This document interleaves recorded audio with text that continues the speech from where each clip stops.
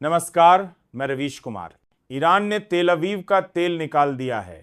आज एक 85 साल के बुजुर्ग खामनेई के आगे इजराइल बेबस नजर आ रहा है। ईरान की शिजल मिसाइलें हवा में नाचती हुई जब इजराइल की तरफ बढ़ती हैं तो उसका एयर डिफेंस सिस्टम भी ठप हो जाता है। जिस देश की ताकत के किस्से दुनिया सुनाती थी वो अब खंडहरों में तब्दील हो रहा है। क्या अब अमेरिका को इस युद्ध में उतरना ही पड़ेगा? क्या इजराइल ने अपनी ही गलतियों से पूरे अरब जगत को दुश्मन बना लिया है? आज हम इसी पर बात करेंगे विस्तार से और ठोस तथ्यों के साथ। ईरान ने तेल अवीव का तेल निकाल दिया है। जी हां, आप सही सुन रहे हैं। 85 साल के बुजुर्ग खामनेई ने नाको चने चबवा दिए हैं।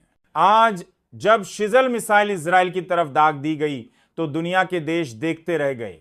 ये मिसाइल हवा में नाचते हुए चलती है जिससे इजरायली एयर डिफेंस सिस्टम धरे के धरे रह गए। यह मिसाइल ईरान से सिर्फ 7 मिनट में इजराइल पहुंच जाती है और 2000 किलोमीटर तक मार कर सकती है।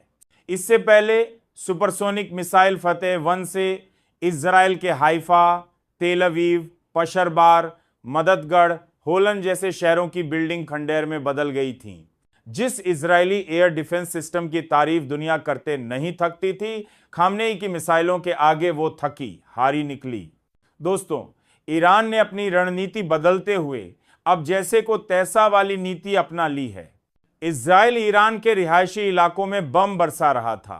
अब ईरान ने भी इजराइल के रिहायशी इलाकों पर मिसाइलें दागनी शुरू कर दी हैं। सरोका मेडिकल कॉलेज को निशाना बनाया गया।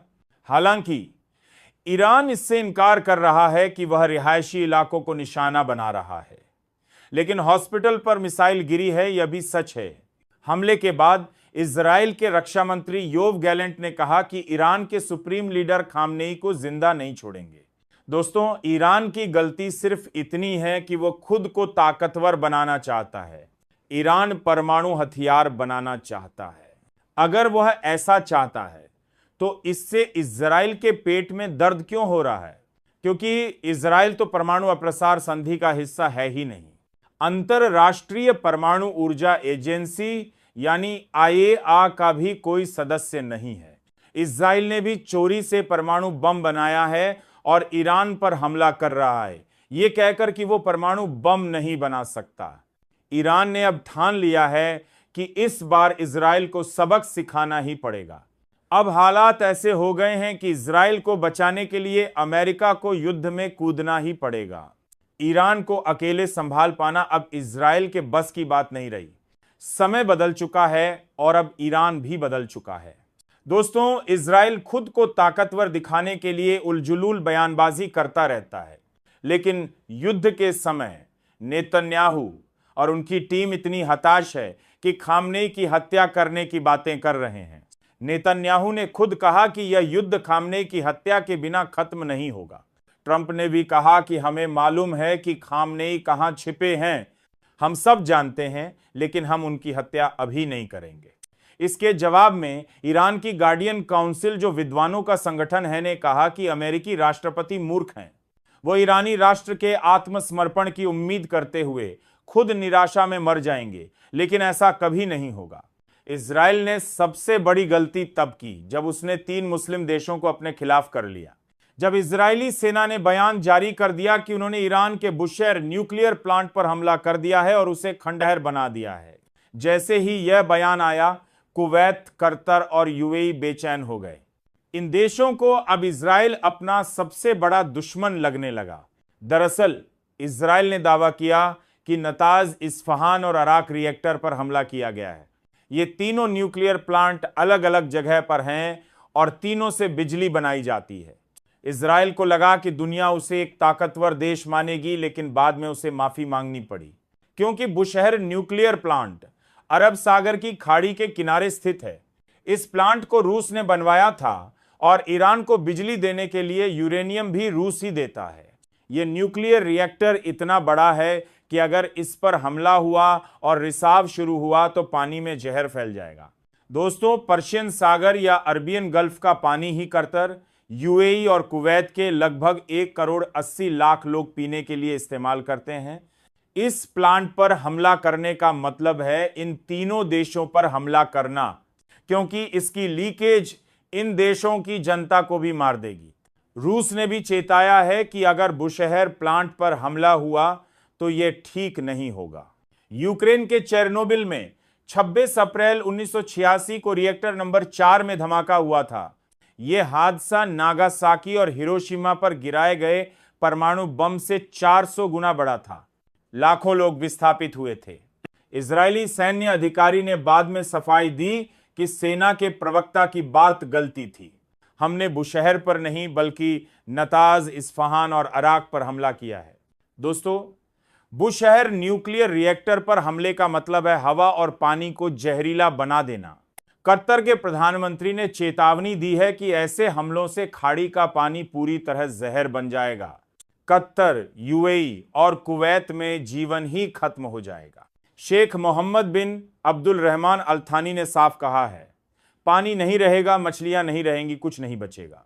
इजराइल को अब समझ आ गया है कि उसने बहुत बड़ी गलती कर दी है, अपने ही पैरों पर कुल्हाड़ी मार ली है।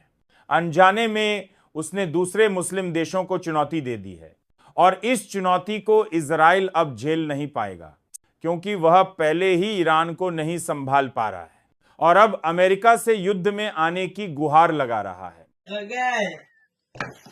क्यों रो रही है? क्यों रो रही है? मैंने तो भी डांटा ही नहीं आपको। हैं? क्यों रो रही है? पहले आप रिकॉर्डिंग बंद करो। नहीं, पहले बताओ तो मैं बंद करूँ। पहले रिकॉर्डिंग बंद करो तो ही बताऊंगी। आप बता दो, मैं बंद कर दूंगी। मम्मी, मुझे है ना पापा की बहुत याद आती है। मैं ना जब दुकान पे जाते शाम तक खाना नहीं खाता हो, भूखे के भूखे काम करते, कुछ भी नहीं खाते पीते, कुछ भी नहीं करते, सीधे काम काम तो काम। सुबह मैं खाना खिला के भेजती हूँ ना, पापा का मैं ध्यान रखती हूँ ना। लेकिन वो सुबह ही खाते, शाम का खाना खाते क्यों हो?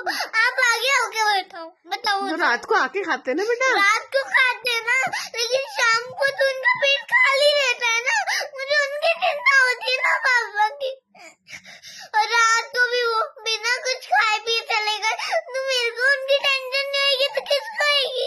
मेरी बात सुन। दुनिया की हर बच्ची को अपने पापा की टेंशन होती है। अच्छा, इसके लिए वो दुबली पतली हो जाती है। अच्छा। खाना खाएंगे ना, वो भी अंकल को सामान देना ज्यादा जरूरी था। लेकिन भूखे भूखे तो बेटा, अगर अभी वो खाना खाने बैठते और उनका ग्राहक निकल जाएगा तो उनका घर कहाँ चला जाएगा ना? वो नरेश अंकल आते ना, उनका ग्राहक बैठा उनके दुकान पे, उनको देना तो पड़ेगा ना उनका सामान। तो मम्मा, खाना खा के इंसान खाना नहीं खाएगा क्या? आके खाएंगे ना। इंसान खाना नहीं खाएगा क्या? मुझे बताओ ना। खाएंगे ना। इंसान खाना नहीं खाएगा, वो खाना नहीं खाते, वो खाते भी खाना खाते, अपने बाबा भी खाना खाएंगे, भूखे भूखे तो खाते। ओ बाप रे, अपन खाना खिलाते ना बेटा, पापा नाश्ता ले जाते हैं दुकान पे। टेंशन होती है ना। ओ बाप रे, ऐसी टेंशन। मुझे चिंता होती है पापा की, मैं क्या करूँ अब? मेरा स्वभाव इतना नरम है, मैं क्या करूँ? अब गलत तो कर नहीं सकती मैं। ओ बाप, इसे रोना नहीं। मैं क्या करूँ? पापा को आप प्यार